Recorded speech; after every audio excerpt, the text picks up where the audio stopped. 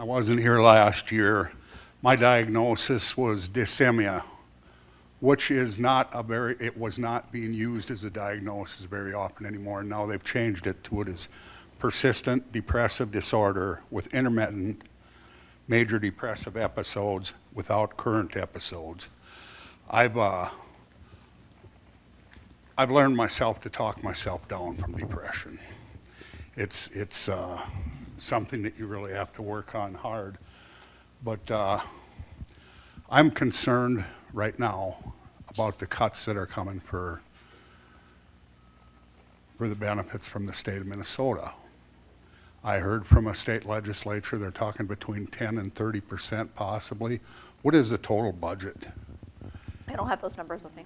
Okay, I've heard, I don't know, he told me, and he might have been wrong because I thought it was a little high, but he said 10 billion for the state. Does that sound possible? I think it's more. You think it's more? Well, 10 to 30% is a heck of a lot of cuts there. I think there's other programs that could possibly be cut. This is important. If anybody in here, every one of you in this room at times suffers from mental health illnesses at different times during your life. I was blessed with 2 parents that had mental health issues. My kids are blessed with two parents that are blessed with mental health issues, 3 grandparents. It's kind of it's just one of those things that everybody can't learn to work their way through things like this. We need all the help we can get. I just hate to see that big of cuts when it comes to that. Sure, the state's supposedly short on all this money. We are in a deficit. Yeah, we're in a deficit. But nationwide, there's a deficit. What can be done to bring that funding back? Well, Minnesota has the constitutionality to balance our budget, so we cannot ever run a deficit. So we're trying to get ahead of the incoming budget issues by trimming our bills and the budgets, I should say. And it's been difficult. It's not fun. It's just the work that we have to do. So is everybody being cut 10 to 30% statewide? Health and Human Services always takes the worst. Yep, they do. Yep. Nobody wants to touch education, and so it falls back on Human Services. Well, I think everybody here should be happy that they are living in Minnesota and not to the south of here or not to the west of here, because there's a lot of states where they do nothing for you. And I will say that Minnesota is a real good state. I'm happy that I live in Stevens County. We're one of the few counties in the state that has got a real extensive social services program when it comes to helping with mental health right at the courthouse. So I'm happy for that, but I think it's one of those things. You should wait to see what NAMI has to say this year, and if they think it's time for you to talk to your legislator, get a hold of them. Get a hold of them. So that's all I have to say today. I usually talk more, but I'll just cut it. Thanks, Jim. Thank you.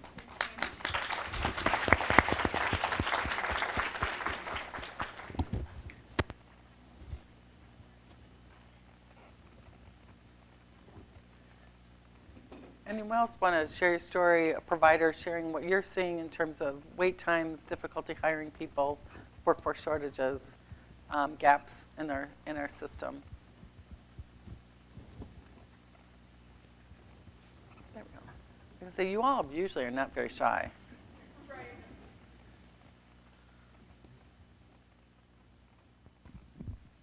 And normally I don't need a microphone, but I'm getting over laryngitis, so bear with me. My name's Kayla Schmidt. I am a certified peer support specialist.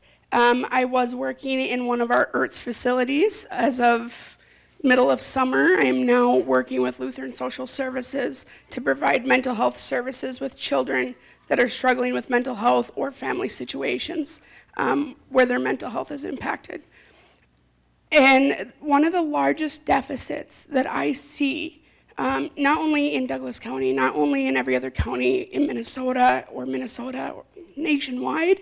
The deficit I see is the advocacy for training for mental health professionals, for mental health practitioners, for certified peer support specialists, people who have an understanding. So those that don't know what a certified peer support specialist is, it's a person who has a lived history with mental health struggles. I don't like mental illness, mental health struggles, and is in recovery and is thriving and surviving and doing good.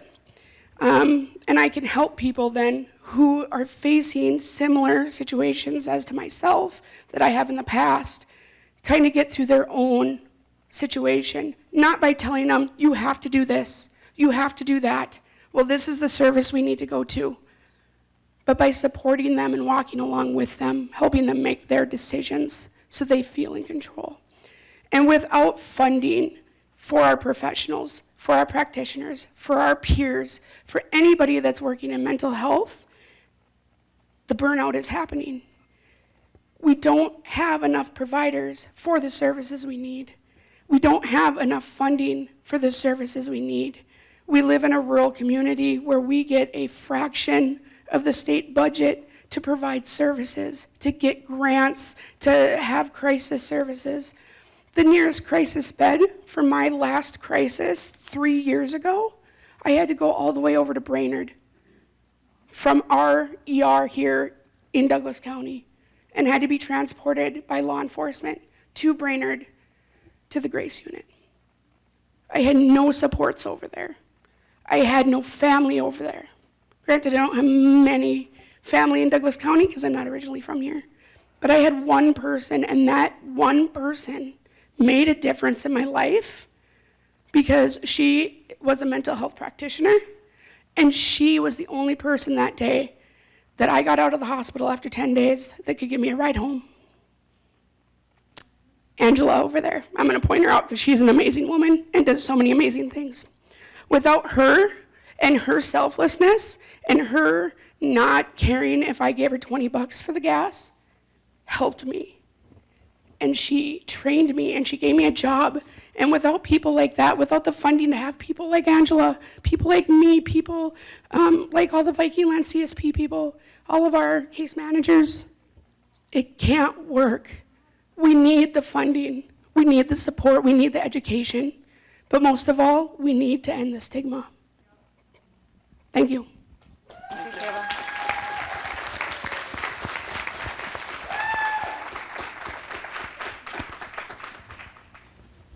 There's been a lot of discussions about kind of working on this whole peer specialist, both in the substance use disorder and mental health, creating one board so that people can be dually certified as well. And then you can track like their continuing education hours and all of those kinds of things, which we really don't really have a good system right now. So I know there has been talk about that even last year, people trying to put together a bill in order to do that, which I think would be helpful. We did have a bill for the last couple of years just creating actually kind of a mental health workforce center within the Department of Health, so they could be really tracking like how many people are graduating, how many people are actually making it to getting their license, what are the barriers to licensure, what's the diversity of the workforce, really, and where, I mean, including rural Minnesota. So really kind of tracking that. We actually base it off of Nebraska, which actually has been able to increase their mental health workforce by having that center because then someone's focused on it. So probably not next session with the budget, but I think it's something that should continue into the future because I do think that's a way to put kind of a spotlight on our mental health workforce.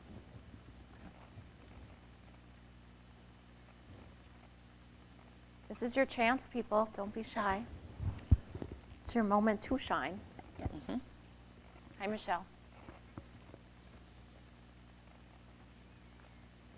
I have just a request.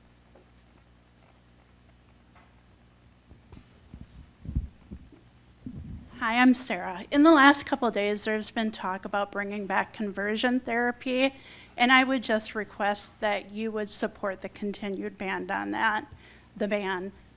That does cause harm to people. So that's all I'm asking.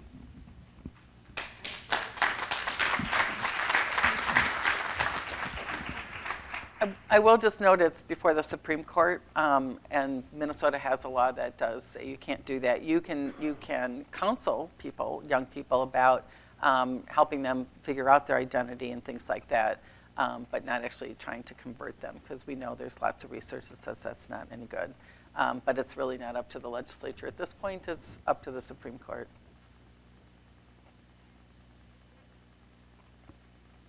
Just to get you off the hook a little.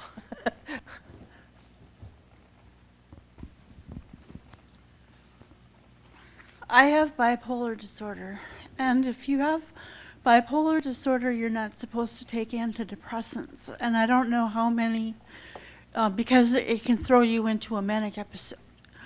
And I don't know how many psychiatrists I have to run into that don't know that. And I just want to say that if you have bipolar 1, bipolar 2, bipolar whatever you have, that you should really get your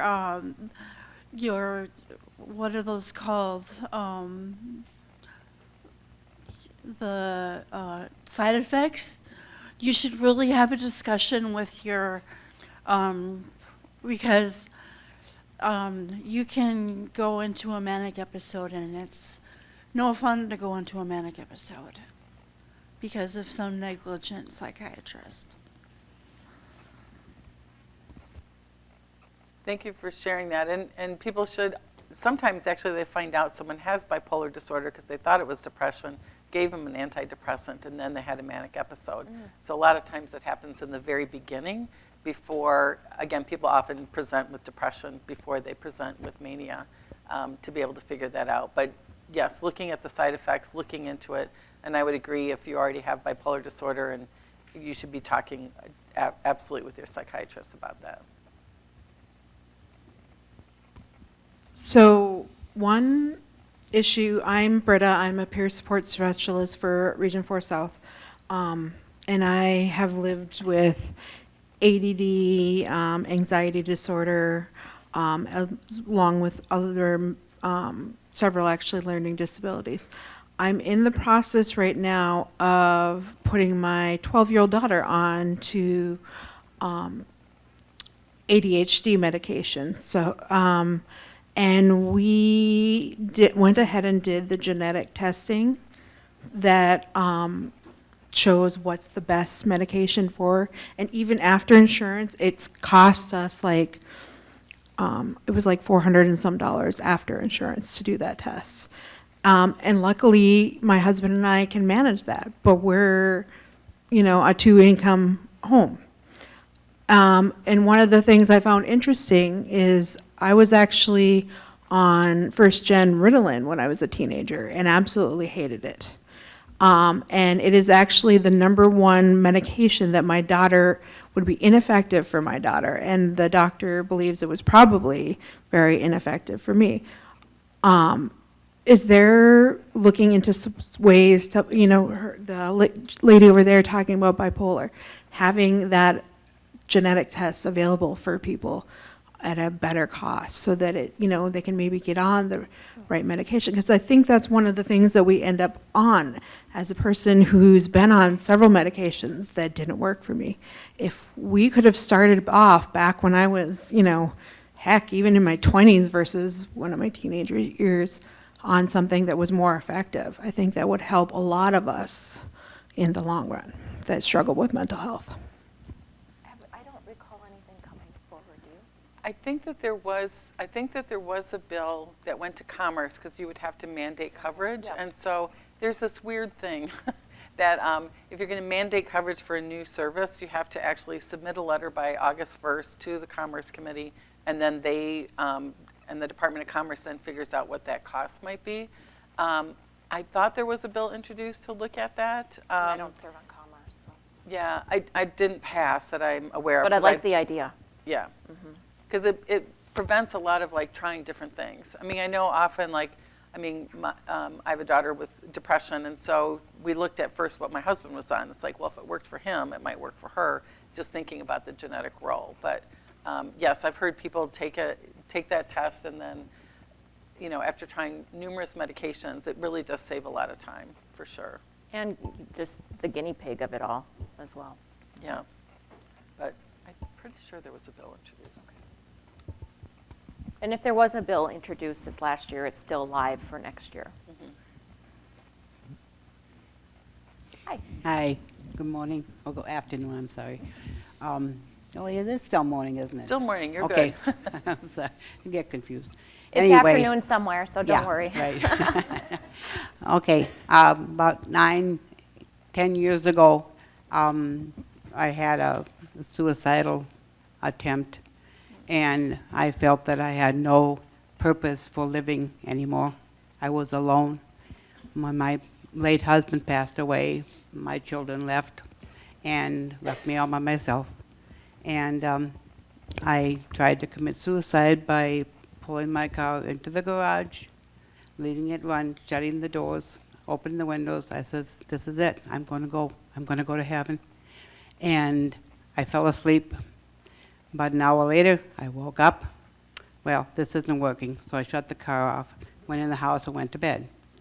In the morning, I woke up, and I could not stop crying. I says, that didn't work. Now what do I do? I'm still alone. I still have no purpose in life. So I did the right thing, and I called the hospital, and they sent over some people. And they brought me into the emergency room, and then one of the police officers brought me up to Prairie St. John's. And I was there for 7 days. They took me off of a lot of medications that were doing nothing but harm to me and put me on a good one. And I felt a lot better, but I still had no purpose. So I got them a ride home, and I just started praying. I said, Lord Jesus, help me with this. I cannot go on like this. Please help me. And I started going to the drop-in center in Glenwood, and I met this wonderful man here, and he changed my life. It's still a little stressful at times, but we managed to get through it.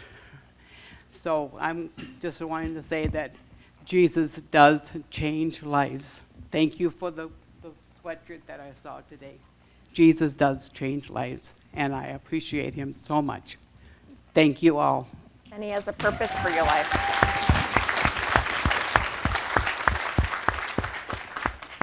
Well, I am sorry that you went to those steps, because that is really tough. But you also brought up another issue that we've been talking a lot more about lately. The former Surgeon General, U.S. Surgeon General, actually released a report saying that loneliness is the next epidemic. And when you look at the statistics, actually, people who consider themselves lonely have higher rates of heart disease, have greater rates of suicidal ideation, greater returns to hospitals, kind of back and forth like that, poor diabetes management, all of those kinds of things. And programs like community support programs help prevent that isolation and that loneliness among people with mental illness. And we really think that every county should have one, and unfortunately we don't. And so I'm really glad that you were able to find one here. But again, we don't talk about loneliness like we should.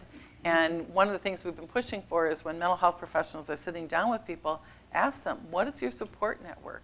Who can you call upon if you are sick, if you need food in your refrigerator, if you're coming home from the hospital and you know there's going to be dead food in your refrigerator, right? Who is your circle of support? And I think that a lot of the mental health professionals, we need to start asking that, because people need to have someone. No one gets through an illness by themselves, right? And we need to be promoting that and encouraging people to have that kind of circle of support, people who are not paid to be with them.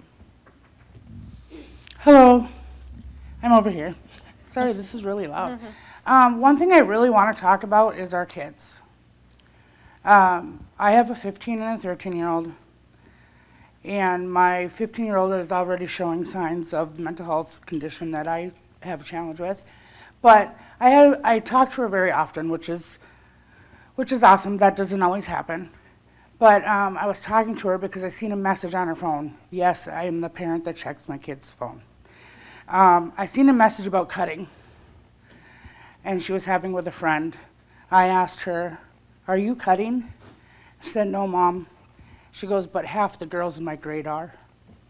So I think about that, and I think, how are we going to prevent this mental health crisis amongst our young people? How are we going to get peers that are their age to say, because my daughter told me, we don't talk to adults, Mom, because they don't listen to us, or they bring us to something we don't want. So how do we get our children to share what is going on in their lives so they're not cutting, they're not thinking about suicide, they're not, all these things that most of us have probably already dealt with. But all I can do is pray, it feels like.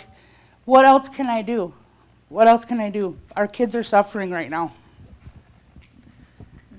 Thank you for raising that issue. There was a law that was passed, yes, Liz. There was a law that passed last year requiring mental health education in the schools. But we had a bill to tweak that this session because one of the problems is that we actually put together and researched across the country, and actually in Canada too, curricula on mental health education. There is not much out there. And so we were a little worried that a school district might try to put something together, including suicide prevention, but not using safe messaging and not following kind of the evidence-based practices. So the legislation was actually to say that using any of the ones that we found that are evidence-based, but if a school district wanted to create their own, that they would have to get approval through the Department of Education to make sure that we had safe messaging, especially around suicide. But I do think it helps to educate youth. NAMI does have a program called Ending the Silence, and we reached a little over 10,000 kids last year across the state. And when my staff go out there, thanks to Blue Cross, Medica Foundation is funding it. But what my staff find is, they kind of teach kids about what are the signs and symptoms, how to help a friend or a family member, when to be worried in terms of suicide prevention. But also, it's a young staff person, they also share their story. So these young people hear someone saying, yep, I had serious depression or I had anxiety, but I'm okay now, so that you kind of have that hope built into it. But almost after every single class that they do, a kid goes up to the teacher or to my staff person and talks about someone that they're worried about. So I do think providing that education and information is really critically important. And then you should also know that even longer ago, every student ID in the state of Minnesota, if you have a student ID, has 988 and the crisis team on the back, so that kids will know that they can actually call it. But again, it's really important that we educate our youth absolutely on this topic.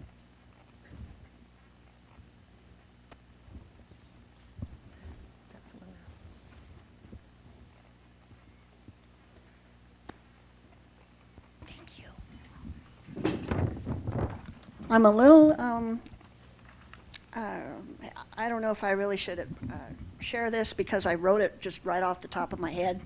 But okay. talking about kids and in school, where it says, what are your hopes and dreams for a perfect mental health system? I wrote, my dream is for every child who enters preschool and kindergarten to go through a brief talk with a therapist to determine mental and emotional age and health, and to have a more extended version of this every other year.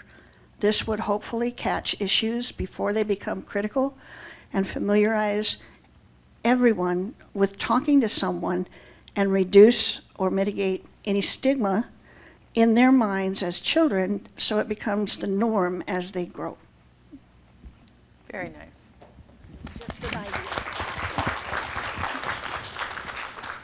I think schools are doing a lot more about teaching kids about controlling their emotions, regulating themselves, and things like that. NAMI always has a booth at the state fair, and all the staff have to spend at least 6 hours at the booth, so we end up talking to a lot of kids. And our big question, especially to elementary school kids, is, so what do you do when you have big feelings? What do you do when you're really stressed?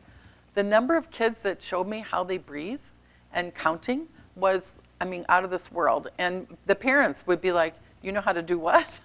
And breathing, that exercise, breathe in 4, breathe out 6, really can help you kind of calm down and stuff like that. And so that the schools are teaching kids these basic, simple practices to help regulate their emotions, I think is just a wonderful step forward too. And if you don't know the breathing exercise, look it up. I do the breathing exercise when I'm trying to go to sleep. There you go. Anyone else want to share?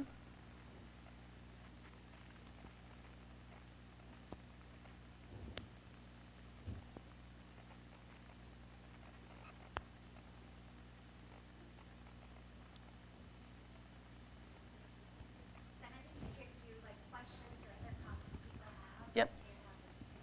Yep, if you have any questions about kind of what happened this session, we're happy to answer those Which too. Sue did a great job going over. Everything is in here. I would never remember any of this, so thank you, Sue. Well, when you write it, you remember it, right? Exactly. She's a very hard worker at the Capitol. She's definitely going to be missed. Oh, thank you. So. Thanks.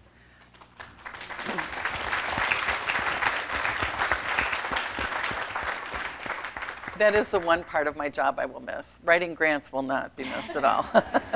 But she's down there advocating every day for you. Thank you. Yes. And you know, one of the things I always hear is like nothing happened to build our mental health system, and that's why we do this, is to show that there actually was a lot that happened. And some of the issues that we work on is because you shared with us, like there was a barrier here, there was a problem here. You know, even about the crisis home, we don't want to have 16 beds, we want to have less, right? I mean, things like that. It is because you're sharing your stories and the barriers that you're experiencing. And funding that Anoka Miller building was not easy either. Oh, no. It was not easy. So there was a lot of background discussions. So part of it had to come out of my budget, the capital investment. So that took away from water projects, other infrastructure projects that are greatly needed as well.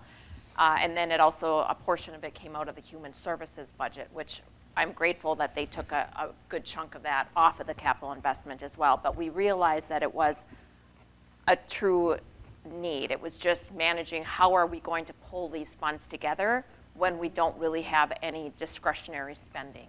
Yeah. And it was, you know, often on mental health issues, honestly, it is bipartisan. It's not a Democrat or Republican issue because the issue impacts everyone, right? And so it was really, I think, a good example of everyone working together to try to figure out, like, this is a huge need, we need to do something, and pushing it through. So it was close to a miracle, I felt like. It was like the Hail Mary at the end of session, yeah. Yes. Well, perfect. Well, last call for any other comments or stories or anything else anybody would like to share today. All right. Well, thank you so much for being here, Mary. We appreciate it. And Please then don't hold, like, my colleagues, like, you know, don't send them hate mail or anything. They truly Right. did want to be here. It's we're just- writing stories. People Yeah. are going to leave, and then we'll scan and email them out to the other Okay. people that weren't able to be here so they can hear the stories as well and feedback people have to share. So, And do you mind if I take a few of these so I can give them to my colleagues? Oh. I'll see most of them next week. Absolutely. Okay.